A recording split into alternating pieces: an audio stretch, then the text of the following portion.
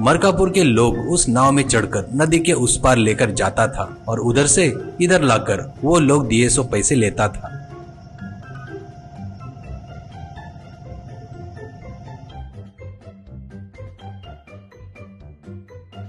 एक दिन देवानंद, पिताजी मुझे इस गांव में कहीं भी नौकरी नहीं मिल रही है, इसलिए मैं इस गांव में कोई तो भी धंधा करूंगा करके सोच रहा हूँ। उसको जितना पैसा लगेगा मुझे दे दो, उतना ही है, पर मैं कोई काम धंधा नहीं करते हुए खाली पीली घूम रहा हूँ, बोले तो अच्छा नहीं होगा, ऐसा कहता है। तो सदानंद, कौन सा धंधा करेगा रे, नौकरी ढूंढ रहे बोले तो धंधा करके बोल रहा है तू, ठीक है, कौन सा व्यापार धंधा करने का सोच रहा है, उसके लिए कितना पैसा लगेगा बेटा, ऐसा कहता है। देवानंद, आगे और पढ़ता बोले तो बहुत पैसा लगेगा और उससे अच्छी नौकरी मिलने की कोई गारंटी नहीं है, इसलिए गांव में मैं एक कैफे लगाने की सोच रहा हूँ। अपने गांव के लोगों को कैफे बोले तो बहुत क्रेज है, इसलिए मैं वहाँ पर कॉफी, चाय, स्नैक्स बेचकर पैसा कमाऊंगा, ऐसा कहता है। तो सदानंद, ठीक है बेटा, तू अच्छे से बुद्धिमानी से निर्णय लिया होगा, तेरे लिए लगने वाली लागत लगाता हूँ। उस कैफे के संबंधित तुझे क्या क्या चाहिए मुझे बता। तब देवानंद उसको कौन कौन सी चीजें जरूरत है वो सब सदानंद पिताजी को बताता है। तो सदानंद ठीक है कहता है और देवानंद एक जगह पर एक छोटा सा टेंट लगाकर, कुर्सियां टेबल लगाकर एक कैफे का धंधा शुरू करता है। वहाँ पर वो आने वाले लोगों को कॉफी, चाय, स्नैक्स दे रहा था। आने वाले लोग भी कॉफी, चाय, स्नैक्स की तारीफ करते हैं। एक व्यक्ति, अरे वाह, अपने गांव में कैफे आएगा करके कभी सोचा नहीं था। तुम्हारे कैफे में कॉफी बहुत बढ़िया है यार, कल से मैं अपने दोस्तों को भी लेकर यहाँ पर आऊंगा करके बोलता है। और एक व्यक्ति, इस कैफे में चाय बहुत जबरदस्त है, ऐसे अपने गांव में ऐसे कैफे आएगा करके मैंने कभी सोचा नहीं था, ऐसा कहता है। ऐसे कैफे बढ़िया चलते हुए देवानंद बहुत पैसे कमाता है। वो अपने पिताजी को अपनी कमाई दिखाता है तो वो बहुत खुश होते हैं। मरकापुर में एक मधु नाम का गुंडा रहता है। वो व्यापारियों को डराकर धमकाकर पैसे वसूल करता था। वो और उसके आदमी मिलकर गांव में सबको मारते, गाली देते हुए अपना धंधा चलाते थे। एक दिन मधु की नजर देवानंद के व्यापार पर पड़ती है। वो आकर, ए कौन है रे तू, जो मुझे बताए बगैर यहाँ पर व्यापार कर रहा है, तेरे को पता नहीं है क्या, इसका टैक्स भरना पड़ता है मेरे को, करके कहता है। तो देवानंद, सर मैं ये व्यापार शुरू करके 20 दिन हो गए सर, मैं म्यूनिसिपालिटी वाले को टैक्स भर रहा हूँ, बीच में तुम आकर तुमको टैक्स देना है कह रहे हो, क्यों, आप कौन हो और आपको टैक्स क्यों दूं, ऐसे कहता है। तो मधु, अच्छी बात है भाई, तो मैं कौन हूँ तुझे पता चलने के बाद ही हम बात करेंगे। ए देख क्या रहे हो रे, मैं कौन हूँ इसको पता नहीं है कहते, थोड़ा सा इसको बताओ मैं कौन हूँ, ऐसा कहता है अपने आदमियों से। बस वो सभी आदमी मिलकर उस कैफे को तोड़ डालते हैं। वो देखकर देवानंद भी बहुत दुखी होता है।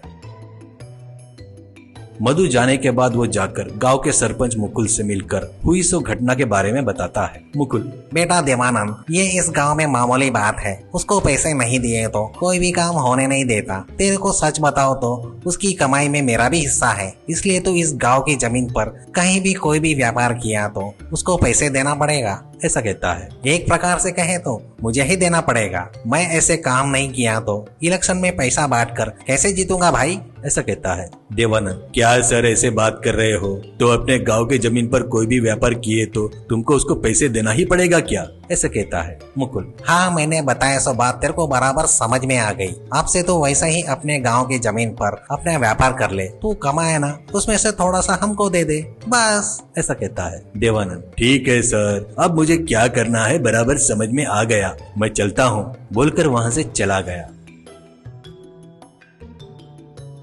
वो बाद में अपने पिताजी से सब बताकर, पिताजी अपने गांव में व्यापार करने लायक परिस्थिति नहीं लग रही है, इसलिए अब से तुम नाव चलाने का काम बंद करके घर में आराम करो, मैं अब से उस नाव के ऊपर कैफे चलाऊंगा। अपने गांव के जमीन पर व्यापार किए तो ही उनको पैसा देना पड़ेगा ना, वो ही अपन लोग पानी पर किए तो अपने को किसी को भी जवाब देने की जरूरत नहीं पड़ेगी, ऐसा कहता है। तो पिताजी खुश होकर ठीक है कहते हैं। ऐसे देवानंद पिताजी के नाव पर कैफे शुरू करता है। दिन ब दिन उस कैफे की आमदनी बढ़ते ही जा रही थी। देवानंद भी बहुत पैसे कमा रहा था। लोग भी कैफे में आकर देवानंद की बहुत तारीफ कर रहे थे।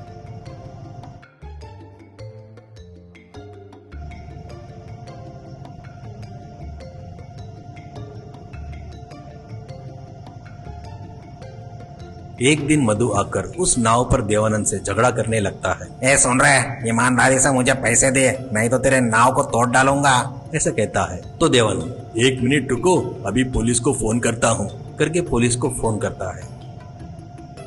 कुछ देर बाद पुलिस वाले बोट में आते हैं। देवानंद उनको जो हुआ सब बताता है। एसआई, ए मधु, तेरे ऊपर उस मुकुल के ऊपर अभी तक किसी ने कंप्लेंट देने की हिम्मत नहीं किया। तू और मुकुल जो अन्याय कर रहे हो, सब कुछ उजागर करने की जिम्मेदारी मेरी है रे।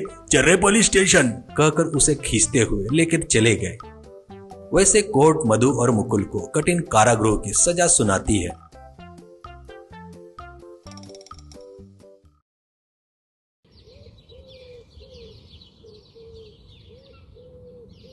एक छोटा सा गांव था जो शहर से काफी दूर बसा था।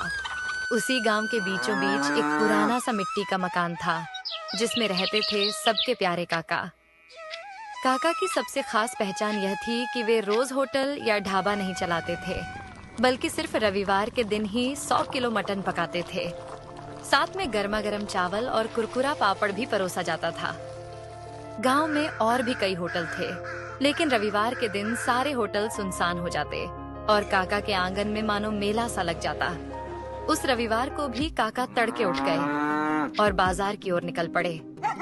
बाजार के कसाई ने हंसते हुए कहा, काका, आज फिर 100 किलो मटन ले जा रहे हो? लगता है पूरे गांव का पेट तुम्हें ही भरना है। काका ने मुस्कुराते हुए जवाब दिया, अरे भैया, रविवार का दिन है और रविवार मतलब काका का मटन। आज सबका पेट भी भरेगा और मन भी। वे भारी भरकम मटन उठाकर धीरे धीरे घर पहुँचे। दरवाजे पर उनकी पत्नी काकी खड़ी थी। काकी बोली, सुनते हो, इतना सारा मटन अकेले ढोलाते हो, थकान नहीं होती क्या? क्यों ना हम गांव में ही एक होटल खोल ले। रोज यही काम होगा तो थोड़ा आसान हो जाएगा। होटल? अरे भगवान, ये कैसी बात कर रही हो? अगर होटल खोलेंगे तो रोज बनाना पड़ेगा। रोज बनाएंगे तो लोगों को वही स्वाद कहाँ मिलेगा? अभी तो लोग हफ्ते भर इंतजार करते हैं, तभी उनका प्यार और स्वाद दोनों बरकरार रहता है। पर मुझे तो लगता है कि तुम्हारे हाथ का स्वाद कभी कम ही नहीं होगा। लोग हर दिन भी खाएंगे तो उबेंगे नहीं। बस यही राज तो मैं किसी को नहीं बता सकता। ये स्वाद रविवार का ही है और रविवार का ही रहेगा। काका ने बड़ा सा लोहे का बर्तन रखा और नीचे लकड़ी का चूल्हा जला दिया। सबसे पहले उन्होंने खड़े मसाले, दालचीनी, लौंग, काली मिर्च, जीरा को सिलबट्टे पर पीसकर ताजा मसाला तैयार किया। फिर उसमें उनका गुप्त मसाला डाला, जिसकी खुशबू पूरे आंगन में फैल गई। करीब 2 घंटे तक मटन धीमी आंच पर पकता रहा। उधर दूसरी ओर बड़े भगोने में चावल उबल रहे थे और काकी कड़क पापड़ तल रही थी। काकी ने हंसते हुए कहा, अरे ये खुशबू तो मोहल्ले के कोने कोने तक पहुंच गई है। देखना, 12 बजते ही लोग उमड़ पड़ेंगे। लोगों के चेहरे पर जो चमक होती है ना, वही मेरे लिए सबसे बड़ी कमाई है। जैसे ही घड़ी ने 12 बजाए, लोग आने लगे। कोई परिवार पूरा आ गया तो कोई साइकिल से भागा भागा आया। बच्चे खुशी से उछल रहे थे। काका, जल्दी दो, भूख लगी है। काका बड़े प्यार से प्लेट सजाते। गर्मा गर्म चावल, मसालेदार नली वाला मटन और साथ में पापड़। पहला निवाला खाते ही सब बोल उठते, वाह काका, ये तो कमाल है। आप रोज क्यों नहीं बनाते? अरे भाइयों, यही तो मजा है। अगर रोज मिलेगा तो ये स्वाद खास कहाँ रहेगा? याद रखो, ये मटन सिर्फ रविवार को ही मिलेगा। आपका राज चाहे जो हो काका, पर आपका मटन तो लाजवाब है। हम तो पूरे हफ्ते इंतजार करते हैं बस रविवार के लिए। धीरे धीरे भीड़ इतनी बढ़ी कि दोपहर होते होते सारा मटन खत्म हो गया। कई लोग मायूस होकर बोले, काका, जरा ग्रेवी ही दे दो, वही बहुत है। माफ करना भाइयों, अब तो ग्रेवी भी नहीं बची। अगला रविवार आने तक सब्र करो। लोग निराश होकर पर मुस्कुराते हुए लौट जाते और कहते, ठीक है काका, फिर मिलेंगे अगले रविवार। रात को जब सब सन्नाटा हो गया तो काका और काकी खाट पर बैठे बातें कर रहे थे। काकी बोली, तुम सच में बहुत अच्छा मटन बनाते हो। क्यों न हम सचमुच एक होटल खोल लें? लोग रोज आएंगे।